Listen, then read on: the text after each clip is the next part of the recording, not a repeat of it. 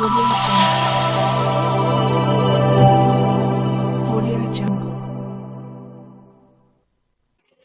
तो कैसे हैं आप लोग? राधे राधे। होप सो आप लोग शानदार, जानदार और मालदार भी होंगे और जिंदगी के मजे ले रहे होंगे। इससे पहले जिंदगी आपके मजे ले ले, आइए शुरू करते हैं बिजनेस का chapter number 2, that is forms of business organisation. ये चैप्टर मेरे हिसाब से अब तक का सबसे इंटरेस्टिंग चैप्टर है पूरे बिजनेस में, चाहे फिर वो 11th क्लास हो या चाहे वो 12th क्लास हो। ये चैप्टर पढ़ के आपको इतनी नॉलेज तो आ ही जाएगी कि आपको बिजनेस कैसे करना है, ठीक है। एंड इस बात की मैं आपको गारंटी देता हूं। चलिए without wasting any more time, let's get into the business chapter number 2, forms of business organisation. इस चैप्टर में आपको बहुत मजे आने वाले हैं। सबसे इस चैप्टर का बस मतलब, मेन मोटिव यही है कि बिजनेस के बारे में पता तो चल गया, पर यह देखना है कि बिजनेस शुरू कैसे करना है, ठीक है। बस ये देखना है हमको कि बिजनेस शुरू कैसे करना है। तो आइए, इस चैप्टर का सिर्फ और सिर्फ मतलब यही है कि मेरे को बिजनेस शुरुआत करने के लिए किन किन चीजों का सामना करना है। सपोज मान लेते हैं कि अगर मैं बिजनेस अकेला स्टार्ट करना चाहता हूं, अकेला मालिक करना चाहता हूं, तो मैं जाऊंगा विद सोल प्रोप्राइटरशिप। सपोज मान लेते हैं कि मेरे को बिजनेस स्टार्ट करना है मेरे दोस्त के साथ, मेरे यार के साथ, मेरे फ्रेंड के साथ, तो मैं जा सकता हूं पार्टनरशिप के साथ। सपोज मान लेते हैं कि मेरे को बिजनेस, मैं चाहता हूं कि मेरी लायबिलिटी लिमिटेड हो, तो मैं क्या कर सकता हूं, तो मैं खोल सकता हूं एक कंपनी। सपोज मान लेते हैं कि मैं चाहता हूं मेरे को जो बिजनेस करना है वो मैं अपनी फैमिली के साथ करना चाहता हूं, फैमिली मेंबर के साथ करना चाहता हूं, तो उस केस में मैं खोल लूंगा HUF। ये सारे मैंने आपको टर्म्स बता तो दिए, लेकिन अभी हम इनके बारे में अच्छे से डिस्कस करेंगे कि कौन सी चीज में कैसा क्या होता है एंड क्या नहीं होता। सबसे पहले तो देख लेते हैं कि एक business enterprise is an institutional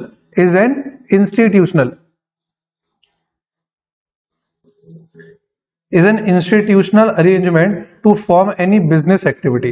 यानी कि बिजनेस एंटरप्राइज को सेट करने के लिए आपको एक इंस्टीट्यूशन का सहारा तो लेना ही पड़ेगा ताकि आप अपनी बिजनेस एंटिटी सेट कर पाए, ठीक है। एंड क्लासिफिकेशन की अगर बात करें तो दो ही क्लासिफिकेशन होते हैं, एक तो होता है हमारा कॉर्पोरेट फॉर्म और दूसरा होता है हमारा non corporate form, non corporate, ठीक है। कॉर्पोरेट फॉर्म के अंदर बेसिकली जो आती है हमारी, वो आती है, एक तो आता है हमारा कंपनी और एक आता है हमारा joint stock company, joint stock company. और यहां पे अगर हम बात करें तो यहां पे एक तो आता है हमारा नॉन कॉर्पोरेट में आता है, एक तो आता है सोल प्रोप्राइटरशिप, सबसे पहले इसी से शुरुआत करेंगे।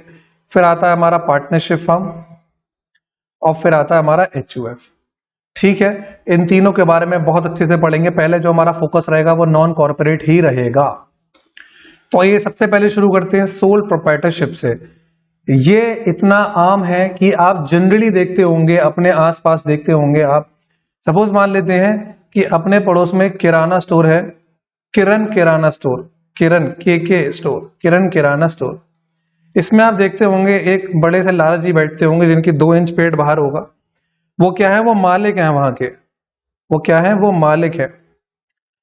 वो खुद ही सब कुछ देखते होंगे, खुद ही सारी चीजें मैनेज करते होंगे, सारे फंड्स मैनेज करते होंगे।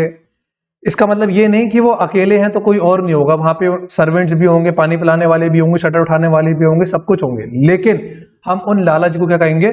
मालिक कहेंगे। सबसे पहले तो जो इंपॉर्टेंट पॉइंट है इस चैप्टर को कवर करने के लिए, दैट इज लिमिटेड और अनलिमिटेड लायबिलिटी का मतलब क्या होता है।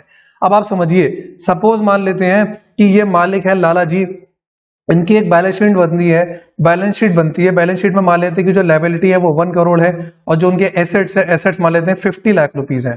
सपोज मान लेते हैं कि बिजनेस चलते चलते अचानक से बंद हो गया, या मान लेते हैं कि बिजनेस में लिक्विडिटी नहीं रही, प्रॉफिटेबिलिटी नहीं रही, रेवेन्यू जनरेट नहीं हुआ, इसी वजह से जो है वो बिजनेस मान लेते हैं बंद हो गया। तो आप खुद बताओ लाला जी को कितने पैसे देने हैं? लाला जी को 1 करोड़ रुपए देने हैं। अब एक बात बताओ, 1 करोड़ लायबिलिटी को सेटल करने के लिए लाला जी के पास कितने एसेट्स हैं? 50 लाख रुपीस हैं। अब बताओ बचे हुए 50 लाख का क्या होगा? बचे हुए 50 लाख के जो क्रेडिटर्स होंगे वो दरवाजे के बाहर खड़े हो जाएंगे और चिल्लाने लगेंगे, मेरा पैसा दो, मेरा पैसा दो, मेरा पैसा दो। अब बताओ लाला जी की बच के कहीं जा सकते हैं? बिल्कुल नहीं जा सकते। क्यों? क्योंकि लाला जी के पास अभी भी 50 लाख रुपए हैं। तो क्या मैं कह सकता हूं कि लाला जी को अपनी बीवी के गहने बेचने पड़ जाएंगे, अपने बच्चों के खिलौने बेचने पड़ जाएंगे, यहां तक कि घर बार भी बेचना पड़ सकता है? जी हाँ। तो ऐसे केसेस जहां पे पर्सन की जो लायबिलिटी होती है वो अनलिमिटेड होती है, तो उस केस में क्या होता है, जितना बिजनेस में पैसा था वो तो उसको देना ही पड़ेगा, साथ में उसको अपने पर्सनल असेट्स भी, पर्सनल कैश भी, फैमिली का कैश भी उसको क्या करना पड़ेगा, देना पड़ेगा, ताकि क्रेडिटर्स को सेटल करने के लिए। आप इससे समझ सकते हैं कि लायबिलिटी अनलिमिटेड होने का मतलब क्या है। एक बार फिर से बता देता हूं, लायबिलिटी अनलिमिटेड होने का मतलब सिर्फ और सिर्फ इतना सा है, जहां पे आपकी लायबिलिटी असेट से ज्यादा हो, उतनी असेट तो आप सेटल कर सकते हैं लायबिलिटी के अगेंस्ट में, लेकिन बचा हुआ जो लायबिलिटी है वो आपको अपने घर बार से पैसा लेके देके और सेटल करना ही पड़ेगा। इसका मतलब होता है सोल प्रोप्राइटरशिप। तो ये तो हो गई जो बात मेरे को समझानी थी। आइए हम देखते हैं कि चैप्टर में क्या क्या चीजें दे रखी है, और चैप्टर वाइज भी हम सारी चीजें बेहद अच्छी तरीके से, सरलता और सहजता से हम बिल्कुल समझते हुए चलेंगे। आइए देखते हैं सोल प्रोप्राइटर। देखो, सोल प्रोप्राइटर कौन होता है? ऐसा व्यक्ति, ऐसा इंडिविजुअल जो बिजनेस का खुद मालिक हो, बिजनेस में लगने वाली कैपिटल भी वो खुद लेके आ रहा हो, एंड उस बिजनेस को कंट्रोल भी वो खुद ही कर रहा हो। ऐसे पर्सन को क्या बोलते हैं? ऐसे पर्सन को सोल प्रोप्राइटर बोलते हैं। और साथ ही साथ उस बिजनेस से जो प्रॉफिट है वो भी उसका हकदार है, जो लॉसेज है वो भी उसको बियर करेगा। इसी को बोलते हैं सोल प्रोप्राइटर। तो अगर मेरे को डेफिनेशन बोलनी हो तो मैं कह सकता हूं, sole proprietor means a business owned, financed and controlled by a single person who is a recipient of all the profit and bear all the risk। Generally जो सोल प्रोप्राइटर के जो बिजनेस होते हैं, आप देख लिए ब्यूटी पार्लर, लाली मेरे लाल की ब्यूटी पार्लर वाले बिजनेस, हेयर कटिंग वाले बिजनेस, या और कोई स्मॉल एक्टिविटीज वाले रिटेल शॉप, जैसे कि अगर आप देख लें पान वाले लोग हो गए, किराना वाले लोग हो गए, और छोटे मोटे डिपार्टमेंटल स्टोर, जनरल स्टोर वाले लोग हो गए, तो उनके लिए ऐसे बिजनेस इस्तेमाल हो सकते हैं। ये वो इस वाली स्कीम में जाके अपना व्यापार स्टार्ट कर सकते हैं। आइए फीचर्स देखते हैं कि फीचर्स के बारे में क्या है। फीचर्स के बारे में देखते हैं। देखो, पहला फीचर होता है कि सिंगल ओनरशिप। आप खुद देखो, सोल प्रोप्राइटर के केस में मालिक कौन होगा? जो उसमें इन्वॉल्व है। यानी कि सोल प्रोप्राइटर के केस में दो मालिक नहीं हो सकते, दो से ज्यादा मालिक नहीं हो सकते, एक ही मालिक होगा। वो जो मालिक होगा वही उसको मैनेज करेगा, उसी में वो अपनी लागत लगाएगा, उसी को वो कंट्रोल करेगा, प्रॉफिट भी खुद लेगा और रिस्क भी खुद बियर करेगा। तो पहला हो गया हमारा सिंगल ओनरशिप। दूसरी बात करते हैं कंट्रोल। उसका फुल कंट्रोल होगा, यानी कि कोई भी डिसीजन अगर लेना होगा तो वो खुद ही डिसीजन लेगा। उसमें उसे किसी से भी कोई भी परमिशन की रिक्वायरमेंट नहीं है, डिसीजन मेकर वो खुद ही है। तीसरा बात करते हैं नो सेपरेट लीगल एंटिटी। सबसे इंपॉर्टेंट कॉन्सेप्ट, बेहद इंपॉर्टेंट कॉन्सेप्ट है। यहां पे बस फोकस रखना। यहां पे अगर आपका ध्यान हटा तो दुर्घटना तुरंत ही घट जाएगी। एक इंपॉर्टेंट कॉन्सेप्ट यह है कि सर बिजनेस और बिजनेस ओनर में क्या डिफरेंस? देखो, बिजनेस एक होता है हमारा बिजनेस, एक होता है हमारा बिजनेस ओनर, एक होता है हमारा बिजनेस ओनर। अगर आप बच्चे अकाउंट्स में महारथी होंगे तो आपने पढ़ा होगा सेपरेट लीगल एंटिटी कॉन्सेप्ट, यानी कि बिजनेस और बिजनेस ओनर दो अलग लोग होते हैं, यानी कि दो जिस्म और दो जान होते हैं। लेकिन सोल प्रोप्राइटर के केस में दो जिस्म और एक जान होगी। सर क्या कहेगा ये बात? आप ये बातें सर याद मत दिलाया करो। तो क्या है? सोल प्रोप्राइटर के केस में दो जिस्म और एक जान होगी। सर इसका मतलब क्या हुआ? इसका मतलब ये हुआ कि बिजनेस और बिजनेस ओनर एक ही होंगे। अगर बिजनेस में कोई भी डिफॉल्ट हो जाता है या लायबिलिटी नहीं पे ऑफ कर पाता है सोल प्रोप्राइटर के केस में, तो उसमें गर्दन गुद्दी पकड़ी जा सकती है। किसकी पकड़ी जा सकती है? प्रोप्राइटर की। क्यों? क्योंकि पहले ही इस स्कीम का नाम ही यही है कि दो जिस्म और एक जान। भले ही बिजनेस और बिजनेस ओनर अलग अलग हैं, लेकिन सोल प्रोप्राइटर के केस में दोनों को एक ही माना जाएगा, दोनों लोग अलग अलग नहीं है। इसलिए यहां पे कहा गया है कि legally there is no difference between business and businessman, दो जिस्म एक जान। फोर्थ वाला पॉइंट देखते हैं, अनलिमिटेड लायबिलिटी। ये हम तो पहले ही पढ़ चुके हैं कि यहां पे जो ओनर की लायबिलिटी होती है वो अनलिमिटेड होती है।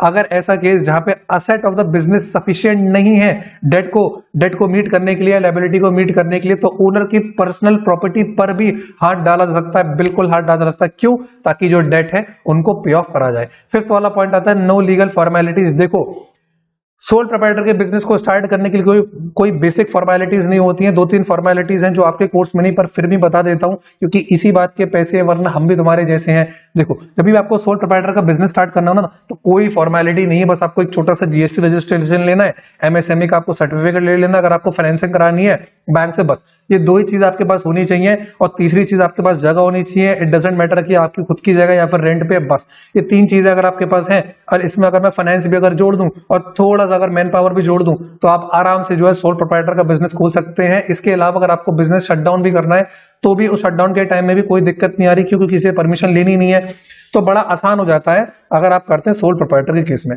तो आई होप ये जो पांचों के पांचों पॉइंट है आपको बड़े अच्छे से क्लियर आ गए होंगे। पहला है सिंगल ओनरशिप, एक ही बंदा होगा जो ओन करेगा, फाइनेंस करेगा एंड कंट्रोल करेगा। दूसरी चीज, डिसीजन मेकिंग के लिए किसी से कोई जरूरत नहीं है, वो खुद ही डिसीजन मेकिंग ले सकता है। दो, जिस एक जान, बिजनेस और बिजनेसमैन दोनों के दोनों एक ही हैं। लायबिलिटी जो ओनर की होती है वो अनलिमिटेड होती है, कि अगर असेट्स जो है वो इतने सफिशिएंट नहीं है लायबिलिटी को मीट करने के लिए, तो ओनर की जो पर्सनल प्रॉपर्टी है उस पे भी हाथ डाला सकता है ताकि डेट को मीट कर पाए। और कोई भी लीगल फॉर्मेलिटीज नहीं होती है बिजनेस को स्टार्ट करने के लिए, ना ही डिसॉल्व करने के लिए। आइए 6 पॉइंट भी देख लेते हैं कि sole risk bearer and profit recipient. यहाँ पे जो ओनर होगा, जो मालिक होगा, उसका कंप्लीट कंट्रोल होगा प्रॉफिट पे भी और कंप्लीट कंट्रोल होगा रिस्क पे भी। ठीक है, बहुत सिंपल पॉइंट है सोल प्रोप्राइटर के लिए, बहुत आराम से।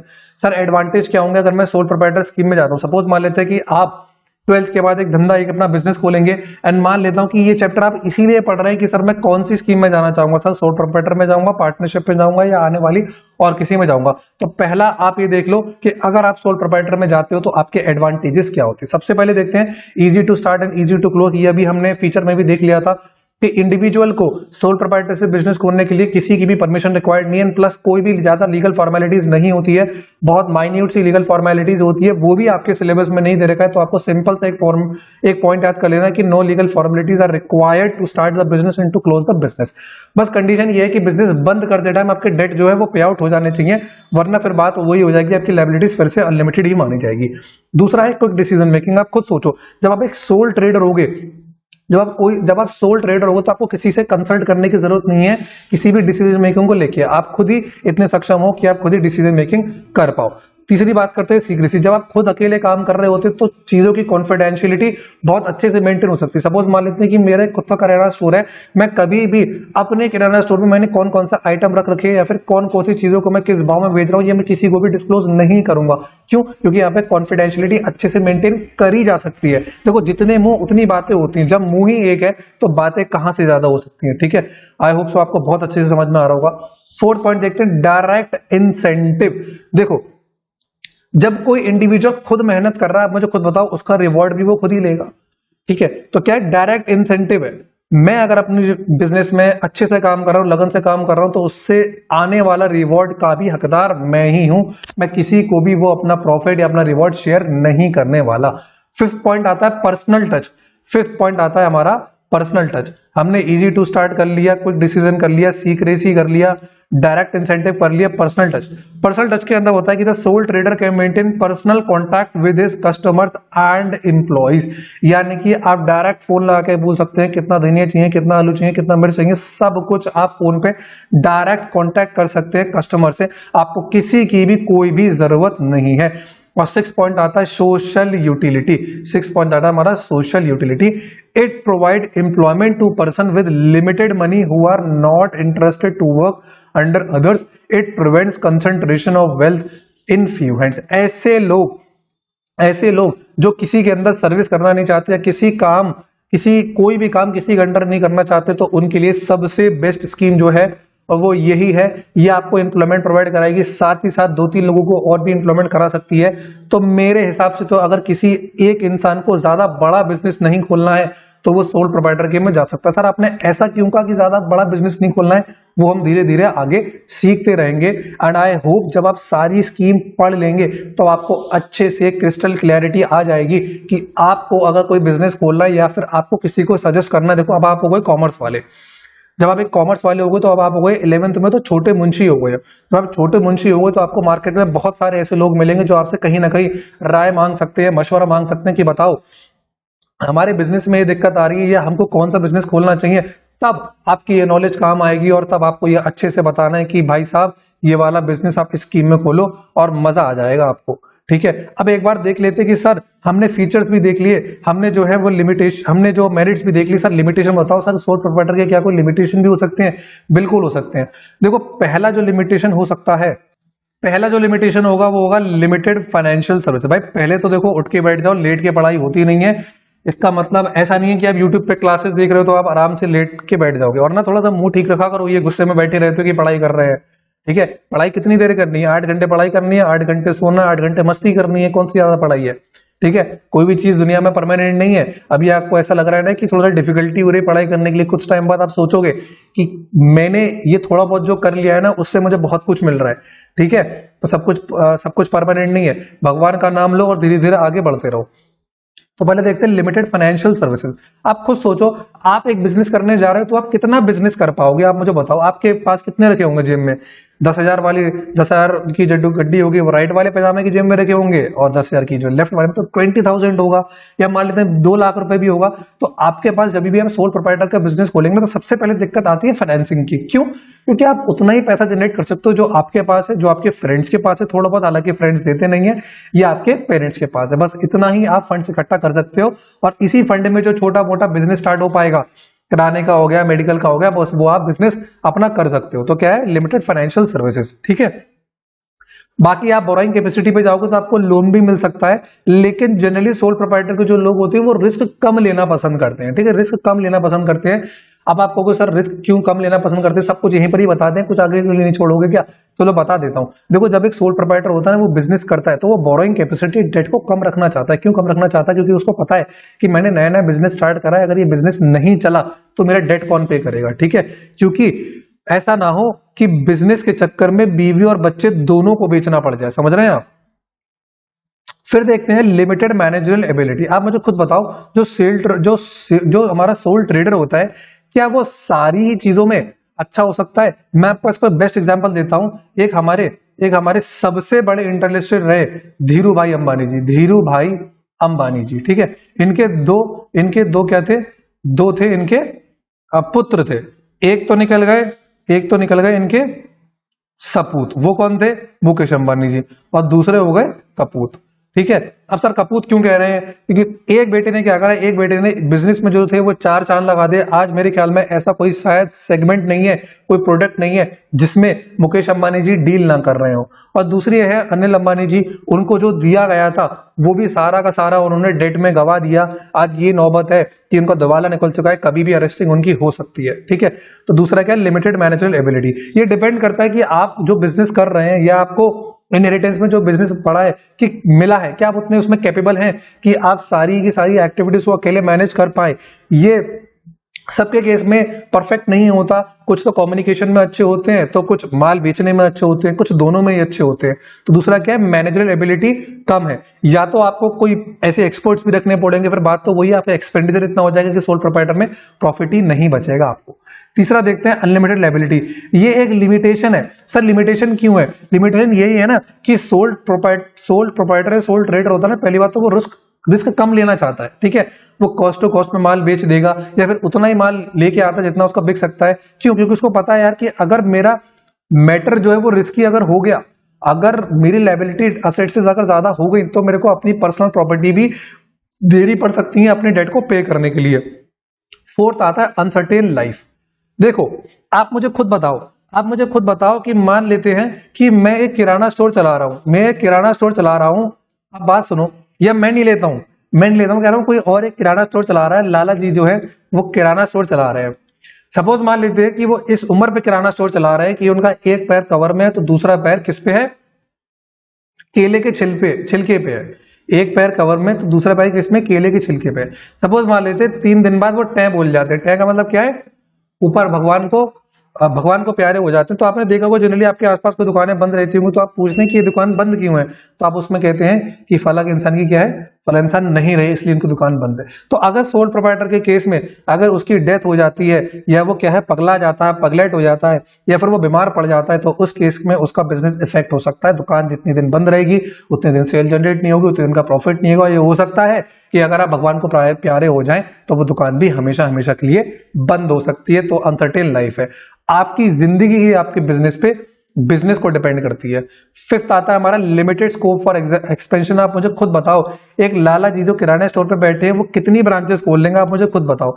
आप कैसे एक दुकान पे वो बैठ रहे, सपोज मान लेते हैं हेड ऑफिस में वो खुद ही बैठ रहे हैं, सिविल लाइंस चौराहे पे वो बैठ रहे हैं, आप मुझे बात बताओ क्या वो किसी गली नुक्कड़ पे और कोई दुकान खोल सकते हैं? नहीं खोल सकते। क्यों? क्योंकि मैनेज तो उन्हीं को करना है। जब आपने बिजनेस ही सोल प्रोप्राइटर खोला है तो आपने मैनेज भी तो उसी खुद ही करना है। किसी को कैसे रख सकते हैं? पार्टनर को। जैसे आपने किसी पार्टनर को रख दिया वो बन जाएगी पार्टनरशिप फर्म। तो जब आपको खुद ही बिजनेस करना है तो आप मैक्स टू मैक्स आप सिर्फ एक ही दुकान पे अपना टाइम दे सकते हैं, और वो दुकान भी अगर बहुत चलती है तो आप किसी एक्सपेंशन के बारे में सोच ही नहीं सकते, आप किसी ग्रोथ के बारे में सोच ही नहीं सकते। आई होप सो आपको बहुत अच्छे से समझ में आ गया होगा, और समझ में आ गया तो प्रेम से बोलिएगा राधे राधे। चलिए आगे बढ़ते हैं, भगवान झूठ ना बुलाए। देखते हैं आगे सुटेबिलिटी के बारे में। सुटेबिलिटी के बारे में अगर बात करें तो आता है कि सोल ट्रेडरशिप सुटेबल किन किन केसेस में हो सकता है। पहले केस में वो हो सकता है कि जहां पे ऐसे बिजनेस जहां पे पर्सनल अटेंशन देने की जरूरत पड़ सकती है, जैसे कि इसमें टेलरिंग में हो गया, ब्यूटी पार्लर, लाली मेरे लाल की ब्यूटी पार्लर को आप ध्यान रखिए, लाली मेरे लाल की, ठीक है। दूसरा ऐसा केस हो गया जहां पे goods are unstandardized like artistic jewellery. तीसरा हो सकता है जहां पे आपको capital and limited manager skill की रिक्वायरमेंट हो, जैसे कि रिटेल स्टोर हो गया, वहां पर भी अगर ऐसे 3 केसेस हैं तो आप जी हाँ बिल्कुल सोल ट्रेडरशिप में आप जा सकते हैं, सोल प्रोप्राइटर के केस में जा सकते हैं।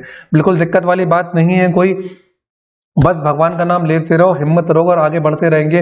मैंने आपको पहले भी कहा था, ये स्ट्रीम आपने ऐसी चूज कर ली है, आपने एक ऐसी स्ट्रीम से शादी कर ली है जहां पे आप डिवोर्स तो नहीं हो सकता, लेकिन ये स्ट्रीम आपको फ्यूचर में बहुत कुछ दिलाएगी, ये मैं आपको गारंटी देता हूं। मुझे ज्यादा टाइम हुआ नहीं है स्कूल छोड़े हुए, लेकिन मेरे को पता है कि ये जो स्ट्रीम है ये बहुत कुछ दिला सकती है आपको, और यकीन मानिए, ठीक है। और खुश रहिए, खुश रहिए। ये आपकी जो उदासी है ना, ये परमानेंट नहीं है। ये उदासी वाली बात से और परमानेंट वाली बात से 2 लाइन याद आ गई। अगर आपकी इजाजत हो तो मैं वो 2 लाइन बताना चाहूंगा कि क्यों करता है मेरी मेरी, क्यों करता है मेरी मेरी, यह तो तेरा मकान नहीं, जग के जाल में फंसा हुआ वह सच्चा इंसान नहीं, जग की माया सिर्फ 2 दिन की है, जग की माया सिर्फ 2 दिन की है, फिर होगी चला चली, ले ले रोए कोई राम का प्यारा, शोर मचाऊं गली गली। जय राधे।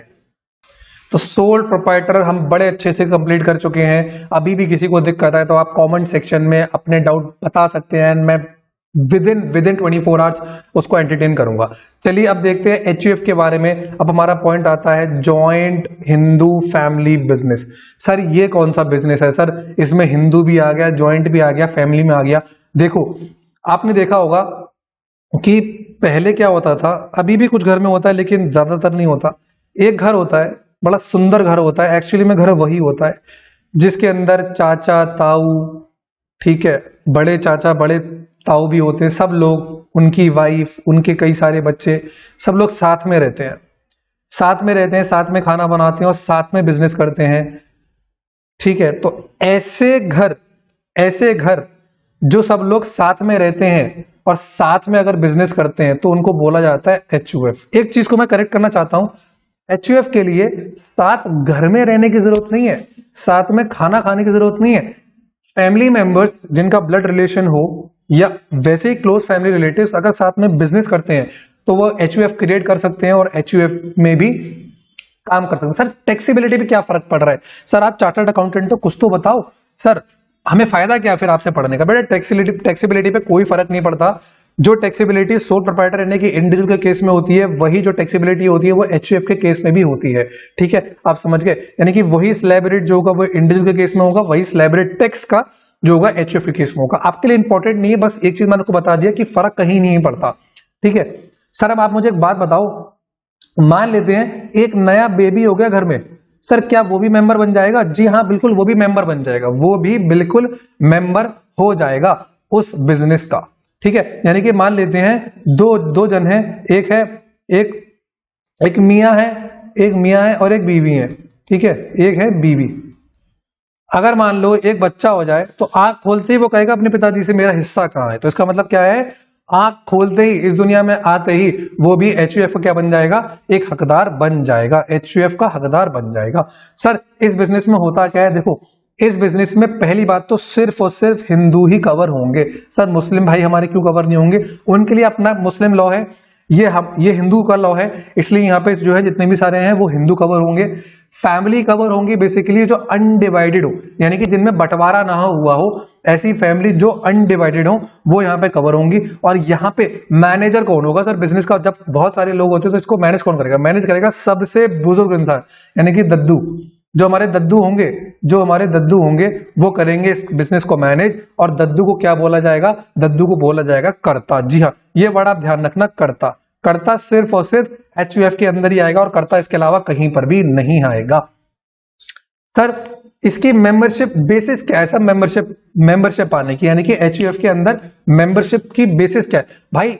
जैसे मैंने कहा ना, जिस क्षण बच्चा पैदा हो जाएगा घर में, उसी क्षण वो क्या है? HUF का मेंबर बन जाएगा। बस यही एक बेसिक क्राइटेरिया है, उसको फुलफिल करना है, इसके अलावा और कोई बेसिक क्राइटेरिया नहीं है जो उसको फुलफिल करना है। तो आप समझ गए HUF क्या होता है। HUF के अंदर क्या होता है? बेसिकली एक अनडिवाइडेड जॉइंट हिंदू फैमिली है जिसको मैनेज करने वाला कर्ता है, ठीक है, उसको हम कर्ता कहा जाता है। वो कर्ता ही सारे डिसीजन मेकर लेगा, ठीक है। इसके अलावा इस HUF को गवर्न करने वाला एक हिंदू लॉ है, वो हिंदू लॉ ही गवर्न करेगा। इसके अलावा बेसिस ऑफ मेंबरशिप यानी क्राइटेरिया क्या है? बस उस पर्टिकुलर फैमिली के अंदर वो बच्चा जन्म ले लेगा, बस यही एक बेसिक क्राइटेरिया है फुलफिल करने के लिए। आइए फटाफट से एक बार देख लेते हैं कि फीचर्स क्या है। फॉर्मेशंस के बारे में अगर हम बात करें, फॉर्मेट्स के बारे में अगर बात करें तो कम से कम 2 लोग की जरूरत है। क्या सर एक लोग से नहीं बन सकता? बेटा एक लोग से सिर्फ और सिर्फ सोल प्रोप्राइटरशिप में काम होता है। एक लोग के अलावा अगर 2 लोग होंगे, कम से कम 2 लोग होंगे तो आप HUF बना सकते हैं, ठीक है। इसके अलावा वो फैमिली मेंबर्स होने चाहिए, ठीक है, जिन्होंने कुछ एंसेस्ट्रल प्रॉपर्टी यानी कि पुरानी दादे बाप अल्लाह जी की प्रॉपर्टी को उन्होंने इनहेरिटेड कराओ। इनहेरिटेड का मतलब क्या होता है? उन्होंने हमें दे दी, यानी कि मान लेते कि मेरे दादाजी के बाद वो प्रॉपर्टी आई होगी मेरे पापा के पास, मेरे पापा के बाद वो प्रॉपर्टी आएगी मेरे पास, मेरे बाद वो प्रॉपर्टी आएगी मेरे बच्चों के पास, उनके बाद जाएगी उनके बच्चों के पास। तो क्या है? ये एक एंसेस्ट्रल प्रॉपर्टी है जो इनहेरिटेड होती चली जा रही है आगे को, ठीक है। इसमें क्या होता है? फॉर्मेशन ये होता है। मेंबरशिप का क्राइटेरिया क्या है? मैंने बताया, बर्थ। जैसे ही वो बच्चा इस दुनिया में आ जाएगा मेंबरशिप आ जाएगी। कंट्रोल की बात करें तो पूरा का पूरा कंट्रोल HUF को किसके पास होता है? वो कर्ता के पास होता है। और मेंबर सर किस लिए है? मेंबर्स क्या है सर?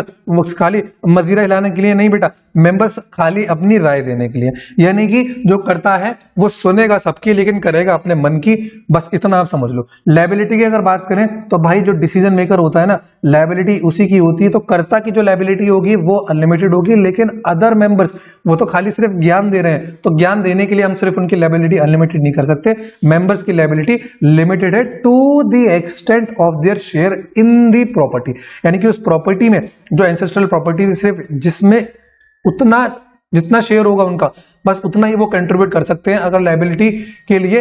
अन्यथा घर बाहर से उनके कुछ भी नहीं ले जाएगा। घर से किसकी चीजें उठाई जाएंगी? वो सिर्फ करता, क्योंकि भाई डिसीजन तो तुम ही दे रहे थे, ज्ञान तो तुम ही फैल रहे थे अपना। फिर बात करते हैं कॉन्टिन्यूटी की। देखो बिजनेस यहां पे अफेक्ट नहीं होता। सर इसका मतलब क्या है? सोल प्रोप्राइटर ने तो आपने बता दिया कि अगर मान लो वो लाला जी अगर भगवान को प्यारे हो गए, टैं बोल गए, तो फिर सर वो तो बिजनेस तो बंद हो जाएगा। लेकिन कर्ता वाले केस में अगर कर्ता मान लेते हैं दद्दू जो है, दद्दू अगर कब्रिस्तान पहुंच भी जाते हैं तो उस केस में HUF हार्म नहीं होगा। क्यों? क्योंकि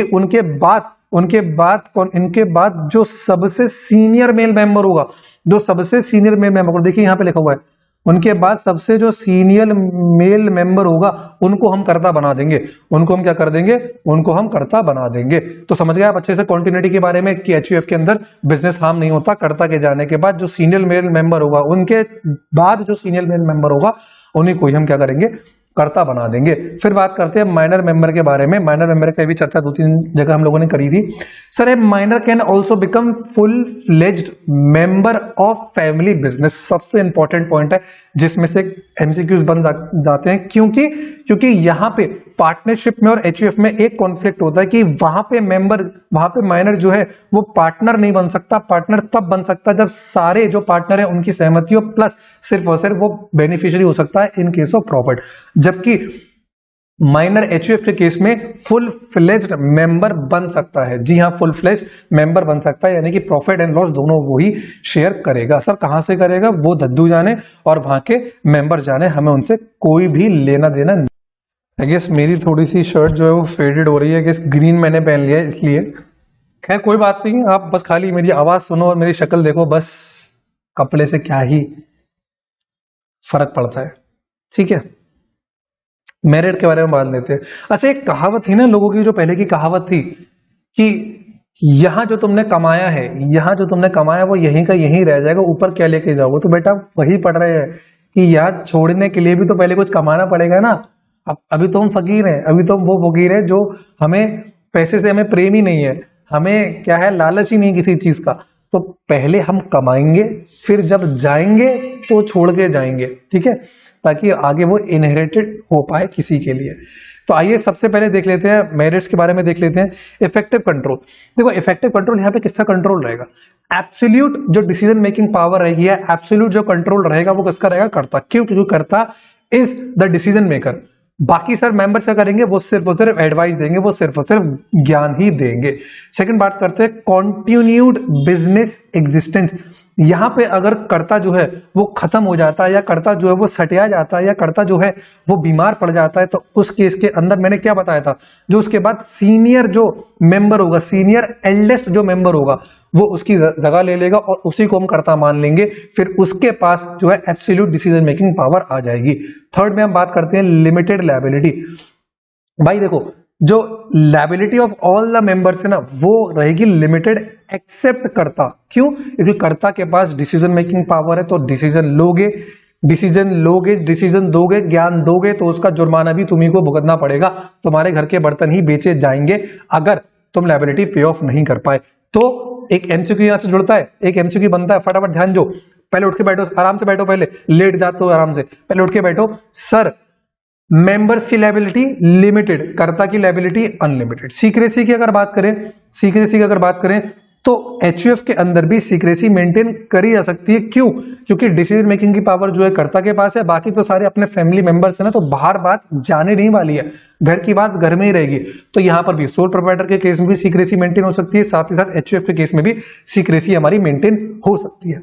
फिफ्थ में आते हैं sir loyalty and cooperation. It helps in securing better cooperation and greater loyalty from all the members who run the business. क्योंकि सारे के सारे लोग हमारे घर के ही हैं, तो लॉयल्टी एंड कॉपरेशन बड़े आराम से हो जाता है, ठीक है। एचयूएफ, मैं आपको एक एचयूएफ की हिस्ट्री बता दूं कि एचयूएफ जो होते हैं वो ज्यादा दिन टिक नहीं पाते। सर क्यों नहीं टिक पाते? क्योंकि फैमिली के अंदर एक टाइम तक ही जो है वो बिजनेस चल सकता है, वरना उसके बाद क्या होता है, फिर आपस में चीजें जो है वो उतनी सॉर्टेड नहीं रहती जितनी पहले रहती हैं। तो एचयूएफ जो है, लोग आज के टाइम में एचयूएफ कम ही बनाते हैं, या बना भी लेते हैं तो वो 2-3 साल बाद वो जो है डिसॉल्व हो जाती है। बस मैं 2 मिनट का ब्रेक ले लूं, बस पानी पी लूं, फटाफट से मैं आ रहा हूं। तो हमने जल ग्रहण कर लिया है। बहुत ही सुंदर सुंदर बच्चे मेरे को देख रहे हैं। सर आपको कैसे पता? आप तो देख ही नहीं पा रहे बेटा। मैं आपको देख नहीं पा रहा, पर आपको महसूस तो कर पा रहा हूं। एंड जो फीलिंग्स है ना, जो हमारी आपकी फीलिंग्स है, जो ये एक माध्यम है ना, जो यूट्यूब हमको कनेक्ट कर रहा है, ये बहुत ही अच्छा एक माध्यम है। क्योंकि मैं ये सोचता हूँ कभी कभार कि अगर ये प्लेटफॉर्म नहीं होता तो मैं आज तक आप तक कैसे पहुंच पाता। मैं एक जगह पे बस सीमित रह जाता, जो कि मैं चाहता नहीं हूँ। I want to diversify myself. तो this is, I guess this is one of the brilliant platform जो हम टीचर्स और स्टूडेंट को आपस में मिलाता है। तो इसका बस आप अच्छे से इस्तेमाल करिए, आप मेरे साथ बस जुड़े रहिए, एंड यू विल फाइंड कि धीरे धीरे आपके अंदर क्या है, थोड़े थोड़े चेंजेस आ रहे हैं। मैं आपको जनरली कोई होमवर्क नहीं देता हूं, बस मैं क्या करता हूं, आपको इतना बोलता हूं कि मैंने सब कुछ प्रिपेयर कर रखा है। नोट्स आपको डिस्क्रिप्शन में मिल जाएंगे, नोट्स बहुत अच्छे से प्रिपेयर कर रखे हैं, कलरफुल नोट्स, आपको कोई दिक्कत भी नहीं आने वाली है। जहां जहां कोड्स की या निमोनिक्स की जरूरत है मैंने वो भी दिया है, मैं आपको हर पॉइंट में एग्जाम्पल भी दे रहा हूँ। क्यों? ताकि आपको कहीं क्वेरी ना आ जाए। अब जनरली होता क्या है, जब आप फेस टू फेस क्लासेस लेते हैं तो उसमें ना आप तुरंत क्वेरी रेज कर सकते हैं, लेकिन जब आप एक ऐसे प्लेटफॉर्म पे पढ़ा रहे हैं जहां पे बच्चे हैं ना, आपका इंटरेक्शन सिर्फ और सिर्फ कमेंट सेक्शन या फिर फोन कॉल्स के थ्रू हो सकता है, तो ये जिम्मेदारी हम टीचर्स की बनती है ना, आपको ऐसा कंटेंट प्रोवाइड करा के दे जहां पे क्वेश्चंस की क्वेरी जो है वो बचे ही ना, ठीक है। तो I am trying my best कि मैं आपको बहुत अच्छा क्वालिटी कंटेंट प्रोवाइड करा सकूं। बाकी आप भी मेरे को रिव्यू दे सकते हैं कि सर आप ये बहुत ज्यादा तेजी से करा जा रहे हैं, या यहाँ पे आपने समझाया नहीं। बाकी अगर आप थोड़ी थोड़ी क्वेरी देते रहेंगे तो मैं भी सीखता जाऊंगा, ठीक है। आइए देखते हैं लिमिटेशंस ऑफ एचयूएफ के बारे में। देखो लिमिटेशंस ऑफ एचयूएफ के बारे में देखें तो पहला आता है लिमिटेड कैपिटल। सर इसका मतलब क्या है? यहाँ पे लिमिटेड कैपिटल क्यों हो सकती है? यहाँ पे शॉर्टेज ऑफ कैपिटल इसलिए हो सकती है क्योंकि हम जो कैपिटल हमारी है that is ancestral property only, ठीक है। उसके अलावा हमारी कोई प्रॉपर्टी नहीं होती, तो इसलिए यहाँ पे हमारी शॉर्टेज ऑफ कैपिटल हो सकती है। ये भी आपके लिए एक एमसीक्यू क्वेश्चन बन सकता है कि यहाँ पे लिमिटेड कैपिटल क्यों होती है? Because it is limited to the ancestral property, यानी कि जो प्रॉपर्टी हमारे बड़े दादा परदादा छोड़ गए हैं, हमारी कैपिटल सिर्फ उतनी ही सीमित रहती है, इसके अलावा हमारी कोई कैपिटल नहीं होती है। अनलिमिटेड लायबिलिटी ऑफ कर्ता, भाई देखो, जब किसी को पता होता है ना, मान लो दद्दू को पता है कि ना कि मेरी लायबिलिटी जो है वो अनलिमिटेड है, तो उस केस में क्या होता है, वो रिस्क जो है वो थोड़ा सा कम लेना चाहता है। क्यों? उसको पता है यार कि अगर मैंने रिस्क ज्यादा ले लिया, अगर लायबिलिटी मीट आउट, डेट पे आउट नहीं हो पाए, तो उस केस में क्या होगा कि मेरे घर से भी बर्तन चुराए जा सकते हैं by the government of India, तो उस केस में, या फिर कह सकते हैं बाय द सन्ड्री क्रेडिटर्स से भी चुराए जा सकते हैं, इसलिए वो लेस एंटरप्राइजिंग हो जाता है। तीसरा बात करते हैं डोमिनेंस ऑफ कर्ता। डोमिनेंस ऑफ कर्ता क्यों है, आप मुझे खुद बताइए। कर्ता जो है वो बिजनेस को मैनेज कर रहा है, उसी के पास एब्सोल्यूट डिसीजन मेकिंग पावर है, वही एब्सोल्यूट सारे कंट्रोल है उसके पास। तो कभी कभार क्या होता है ना, कभी कभार जो मेंबर्स होते हैं ना, जब वो वैल्यूएबल एडवाइस देते हैं, मान लेते हैं हर बार तो बड़ा ठीक नहीं होता ना, तो कभी कभार हमको भी जो है कि कुछ चीज प्रोवाइड करानी पड़ जाती है। सॉरी, कभी कभार मान लेते हैं कि हमको पता होता है। अच्छा, आप मुझे खुद बताइए, कभी कभार ऐसा नहीं होता कि आपने देखा होगा कि पापा कोई बात कह रहे हैं तो वो आपके हिसाब से ठीक नहीं कह रहे हैं, या वो जेन्युइनली ठीक बात नहीं कह रहे हैं, तो आप कभी कभार उन्हें करेक्ट करने की कोशिश कर देते हैं, लेकिन क्या जवाब आता है? वहां से एक फ्लाइंग चप्पल आ रही होती है आपके पास कि तू सिखाएगा मेरे को। ऐसा कह देते नहीं, कह देते हैं पापा, या नहीं भी कहते होंगे, ठीक है, लेकिन जनरली वो आपकी एडवाइस को इतना वैल्यूएबल नहीं समझते हैं कि आप ठीक कह रहे हैं। तो same in the case of HUF की भी लिमिटेशन ये है कि कर्ता जो है वो इतना डोमिनेंट हो जाता है कि जो मेंबर्स है वो अगर अच्छी एडवाइस भी दे रहे हैं तो उसके अंदर भी वो जो है वो एडवाइस नहीं मानते, और बस यही से जो फैमिली में है वो टकरार जो है वो होना शुरू हो जाती है। और चौथा हम बात करते हैं हेस्टी डिसीजन। हेस्टी डिसीजन की अगर बात करें तो हेस्टी डिसीजन का मतलब क्या होता है? हेस्टी डिसीजन में क्या है कि कर्ता जो है ओवरबर्डन विद द वर्क होता है, तो sometimes he may take hasty and unbalanced decision. आप मुझे खुद बताओ, जब कर्ता के ऊपर आपने पूरा का पूरा बर्डन डाल दिया, तो कभी कभार ऐसा भी हो सकता है कि जो वो है डिसीजन आई होप मैंने कुछ गलत लिख दिया यहाँ पे, हेस्टी एंड नेस्टी वो बुक में देख के मैं करेक्ट कर दूंगा कि यहाँ पे जो डिसीजन है वो जल्दबाजी में गलत डिसीजन भी ले सकता है, ठीक है। फिफ्थ की अगर बात करें तो फिफ्थ में आता है लिमिटेड मैनेजरल स्किल। कर्ता जो है वो सीरियस प्रॉब्लम से गुजरता है। क्यों? क्योंकि यहाँ पे ज्वाइंट हिंदू फैमिली जो बिजनेस है उसके अंदर क्या होता है, लिमिटेड मैनेजर स्किल। क्यों है लिमिटेड मैनेजर स्किल? इसलिए है क्योंकि अब हम कंट्री के अंदर ये देख रहे हैं कि जो एचयूएफ है वो कम क्रिएट हो रही है। एचयूएफ कम क्रिएट क्यों हो रही है? क्योंकि आप खुद देख रहे हैं, आप अपनी फैमिली में भी देख सकते हैं कि आप कितना साथ में बिजनेस कर रहे हैं। हार्डली अगर मैं बात करूं कि आपकी, अगर मैं पूरी कंट्री में अगर बात करूं हिंदूज की, स्पेशली हिंदूज की, तो 10% भी एचयूएफ नहीं होंगे जो साथ में बिजनेस कर रहे हैं, ठीक है। तो एक लिमिटेशन ये भी है कि लिमिटेड मैनेजरल स्किल है। क्यों? क्योंकि नंबर ऑफ जो जॉइंट हिंदू फैमिलीज है वो डे बाय डे डिक्रीज हो रही है हमारी कंट्री के लिए। तो आई होप सो हमने जो जॉइंट हिंदू फैमिली का जो कंसेप्ट है वो बहुत अच्छे तरीके से पढ़ लिया है। अब एक बार बस आज की वाली जो क्लास है वो यही तक रखते हैं, कल हम स्टार्ट करेंगे partnership, which is going to be a very interesting topic. तो अभी के लिए हम क्या करते हैं, जो भी इतना भी हमने अभी पढ़ा है उसको क्विकली रिवाइज कर लेते हैं 5 से 10 मिनट के अंदर, एंड बस आप इस वीडियो को अच्छे से गो थ्रू कर लेना है। Next you will see partnership, जिसमें आपको बहुत मजा आने वाला है। चलिए रिवीजन स्टार्ट करते हैं अपना जल्दी से 5 मिनट के अंदर। सबसे पहले बात करते हैं फॉर्म्स ऑफ बिजनेस ऑर्गेनाइजेशन के अंदर। मैं अगर होऊंगा तो सबसे पहले स्टार्ट करूंगा सोल प्रोप्राइटरशिप के केस में। सोल प्रोप्राइटर के केस में जो इंडिविजुअल होता है वो बिजनेस को ओन करता है, फाइनेंस करता है, कंट्रोल करता है, उसके प्रॉफिट भी वो खुद प्रॉफिट भी खुद ही रखता है, लॉसेस भी वो, रिस्क भी है जो वो खुद ही बियर करता है, ठीक है। साथ में ये वाले जो बिजनेस होते हैं वो वहां पे काम आते हैं, यहाँ पे पर्सनल अटेंशन देना जरूरी हो, जैसे कि ब्यूटी पार्लर हो गया एंड हेयर कटिंग सॉल्यूशंस हो गया, या फिर स्मॉल एक्टिविटीज हो गए जैसे कि किराना स्टोर वाले। फीचर्स की अगर बात करें तो फीचर्स बहुत सिंपल है। यहाँ पे जो इंडिविजुअल है वो खुद ही ओन करेगा, कंट्रोल उसका, डिसीजन मेकिंग पावर उसकी खुद ही की रहेगी। 2 जिस्म और 1 जान वाला मामला हो जाएगा, यानी कि बिजनेस और बिजनेस ओनर दोनों के दोनों एक ही होंगे। लायबिलिटी यहाँ पे जो ओनर की होगी वो अनलिमिटेड होगी, यानी कि अगर उसके एसेट जो है वो इतने कैपेबल नहीं है कि वो लायबिलिटीज को मीट आउट कर पाए तो उसकी पर्सनल प्रॉपर्टी भी उससे ली जा सकती है। यहाँ पे सोल प्रोप्राइटर के बिजनेस खोलने के लिए कोई ज्यादा लीगल फॉर्मेलिटीज जरूरत नहीं है, एंड शटडाउन के लिए भी इतनी ज्यादा जरूरी नहीं है। मैंने पहले भी बताया था कि प्रॉफिट को भी वो खुद ही रखेगा एंड रिस्क को भी खुद ही बेयर करेगा। बात करते हैं मेरिट्स की, तो easy to start and easy to close है, क्लोज है सॉरी। इंडिविजुअल जो है वो खुद एक अपना मालिक होता है, तो डिसीजन मेकिंग बहुत जल्दी से हो सकती है। वो खुद ही अब एक्चुअली में खुद काम कर रहा है, तो सीक्रेसी कॉन्फिडेंशियलिटी मेंटेन हो सकती है। जब वो मेहनत खुद कर रहा है तो उसके रिवॉर्ड भी उसके खुद ही होंगे। 4th पॉइंट हो गया। 5th पॉइंट की अगर बात करें कि सोल ट्रेडर जो है वो डायरेक्ट अपने कस्टमर से बात कर सकता है, जिसको बोलते हैं पर्सनल टच। और 6th की बात करते हैं सोशल यूटिलिटी, तो यहाँ पे अगर हम बात करें कि वो खुद ही मेहनत कर रहा है तो एम्प्लॉयमेंट खुद जनरेट कर सकता है, साथ में 1-2 लोगों को साथ में और भी एम्प्लॉयमेंट दे सकता है। सर कुछ खामियां बताइए ना सोल प्रोप्राइटर की। खामियां की अगर बात करें तो लिमिटेशन में तो पहला आता है फाइनेंशियल रिसोर्सेज। देखिए जब वो अकेला बंदा खुद काम करता है तो फाइनेंशियल उसके पास जो फंड्स होते हैं वो बहुत कम होते हैं, बोरोइंग कैपेसिटी भी वो कम से कम रखता है, डेट पोर्शन भी वो कम से कम रखना चाहता है। मैनेजर एबिलिटी की अगर बात करें तो सोल ट्रेडर हर चीज में अच्छा नहीं हो सकता, या तो वो कम्युनिकेशन में अच्छा होगा, या तो माल बेचने में अच्छा होगा, या फिर वो मैनेजमेंट में अच्छा होगा। ठीक है। थर्ड की बात करें तो लायबिलिटी जो है वो अनलिमिटेड है, उसके पर्सनल एसेट्स भी लिए जा सकते हैं in case of risk.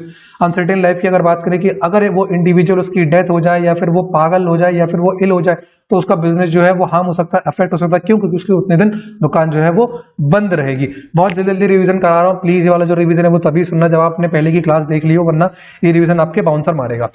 Fifth की अगर बात करें लिमिटेड स्कोप फॉर एक्सपेंशन। आपको सोचिए एक बंदा कितनी दुकानें मैनेज कर सकता है? जी सिर्फ एक ही मैनेज कर सकता है, इसके अलावा वो मैनेज नहीं कर सकता। सुटेबिलिटी की अगर बात कर ले तो ये वहां पे है जहां पे आप सोल प्रोप्राइटर वहां पे इस्तेमाल कर सकते हैं जहां पे पर्सनल अटेंशन हो, या फिर कह सकते हैं अनस्टैंडर्डाइज लाइक आर्टिस्टिक ज्वेलरी हो, या फिर जहां पे कैपिटल बहुत कम हो एंड मैनेजर स्किल बहुत कम हो, वहां पे आप सोल प्रोप्राइटर का साथ ले सकते हैं। फिर हमने बात करी थी एचयूएफ की, जिसको हम बोलते हैं ज्वाइंट हिंदू फैमिली बिजनेस। ये जनरली वहां पे काम आता है जहां पे जो मेंबर्स है, यानी कि जो अनडिवाइडेड हिंदू फैमिली के जो मेंबर्स हैं वो बिजनेस को मैनेज कर रहे हो, एंड जो मैनेजर हो, जो करता हो उसका, वो कौन हो? सबसे एल्डेस्ट मेंबर हो। ठीक है, वो कर सकते हैं। यहाँ पे इसको गवर्न कौन करता है? एचयूएफ को गवर्न करने वाला एक हिंदू लॉ है। यहाँ पे क्राइटेरिया अगर आपको फुलफिल करना है मेंबरशिप का, तो बस birth in a particular family हो और कुछ भी नहीं है। फीचर्स की अगर बात करें तो फॉर्मेशन बड़ा आसान है। यहाँ पे कम से कम 2 मेंबर होने चाहिए। ध्यान रखना है एमसीक्यू क्वेश्चन है, 2 मेंबर से ही एचयूएफ फॉर्म होगा यहाँ पे। और यहाँ पे ancestral property to be inherited by them, ये भी क्राइटेरिया आपको फुलफिल करना पड़ेगा। मेंबरशिप के लिए बस आपको पैदा होना है, फैमिली के अंदर आपको कुछ भी नहीं करना है। कंट्रोल किसका होता है? कंट्रोल होता है कर्ता के पास, एंड कर्ता के बाद किसका होता है? कर्ता के पास होता है जो नेक्स्ट एल्डेस्ट मेंबर होता है। लायबिलिटी जो होती है वो कर्ता की अनलिमिटेड होती है, बाकी मेंबर्स की जो होती है वो लिमिटेड होती है। कर्ता के पागल होने के बाद, कर्ता के मरना होने के बाद जो नेक्स्ट एल्डर बंदा होगा उसको हम क्या करेंगे? कमान दे देंगे। माइनर मेंबर भी जो है वो मेंबर बन सकता है। मेरिट्स की अगर हम बात करें, इफेक्टिव कंट्रोल है कर्ता के पास, बेसिकली कंट्रोल रहता है, डिसीजन मेकिंग पावर उसी के पास रहती है। बिजनेस जो होता है वो डेथ ल्यूनेसी के केस में कर्ता के कोई जो नेक्स्ट एल्डर मेंबर होता है उसको हम दे दिए जाते हैं। लायबिलिटी जो होती है वो मेंबर्स की तो लिमिटेड होती है, एक्सेप्ट कर्ता जिनकी जो होती है अनलिमिटेड होती है। यहाँ पे क्योंकि जो फैमिली मेंबर्स इन्वॉल्व रहते हैं तो कॉन्फिडेंशियलिटी जो बिजनेस की होती है वो अच्छे से मेंटेन की जा सकती है। फिफ्थ पॉइंट की अगर बात करें लॉयल्टी एंड कॉपरेशन, चूंकि सारे के सारे फैमिली मेंबर्स हैं तो लॉयल्टी यानी कि कोई किसी को डिच नहीं करेगा, एंड कॉपरेशन भी अच्छी तरीके से आप कर सकते हैं। लिमिटेशंस की अगर बात करें, लास्ट पॉइंट है, ध्यान दे दो। लिमिटेशन की अगर बात करें तो यहाँ पे जो कैपिटल होती है वो शॉर्टेज ऑफ द कैपिटल होती है। क्यों? क्योंकि यहाँ पे which is limited to the ancestral property. Second की अगर बात करें, कर्ता की जो लायबिलिटी है वो अनलिमिटेड हो सकती है, तो वो शायद उसको लेस एंटरप्राइजिंग बना सकता है। डोमिनेंस ऑफ कर्ता, कर्ता क्या करता है? सुनता सबकी लेकिन करता आपके मन की, तो इस केस में क्या होता है? कॉन्फ्लिक्ट हो सकता है मेंबर्स ऑफ कर्ता के बीच में, इसीलिए जो एचयूएफ है वो ज्यादा सर्वाइव नहीं कर पाती हमारे बिजनेस के अंदर। एंड फोर्थ पॉइंट होता है जो कर्ता होता है वो इतना ओवरबर्डन हो जाता है वर्क के केस में कि वो कभी कभार जो है वो गलत डिसीजन भी ले सकता है। लास्ट की अगर बात करें लिमिटेड मैनेजर स्किल, हमने ये देखा है बहुत टाइम सर्वे से कि हमारी कंट्री के अंदर जो एचयूएफ है वो डे बाय डे डिक्लाइन हो रही है। क्यों डिक्लाइन हो रही है? क्यों? क्योंकि अब जो फैमिलीज हैं वो साथ में बिजनेस कर ही नहीं रहे हैं। जब तक अगर आप साथ में बिजनेस नहीं कर रहे हैं तो आप एचयूएफ नहीं बना सकते। तो आज जो हमारी क्लास है वो हम वाइंड अप करते हैं। एंड क्लास जो थी वो बड़ी मजेदार थी आपकी आज की क्लास, एंड मैं होप करता हूं आपको बड़े अच्छे से समझ में आया होगा। ठीक है, बिजनेस को बस आप क्या करें, बिजनेस से आप जरा इश्क कर ले, मोहब्बत कर ले, एंड आपको बहुत अच्छा स्कोर कराएगी। एंड बहुत ही अच्छा सब्जेक्ट, अगर आपको फ्यूचर में अगर आप फ्यूचर में कुछ करना चाहते हैं तो इस सब्जेक्ट की आपको बहुत मदद चाहिए होगी, फिर चाहे वो बिजनेस के केस में हो या फिर कोई भी प्रोफेशनल केस में हो। ठीक है, आपको ये सब्जेक्ट बहुत अच्छे से करना है। मैं बहुत मेहनत कर रहा हूँ सब्जेक्ट को पढ़ाने के लिए। एंड कोई भी डाउट होना तो बस ये मत समझना कि सर डाउट नहीं लेंगे हमारे, आप कमेंट सेक्शन में कोई भी डाउट जो है वो पूछ लीजिए। एंड ठीक है, हमारा पेज भी आप चाहे तो इंस्टाग्राम में जाके भी आप वहां पे क्वेरी पूछ सकते हैं, कोई दिक्कत वाली बात नहीं है, मैं उसको एंटरटेन कर लूंगा। बस आप मेहनत करिए धीरे धीरे। मैंने बताया ना आपको, 8 को 3 से इंटू कर देना, बस आपका पूरा दिन कट जाएगा।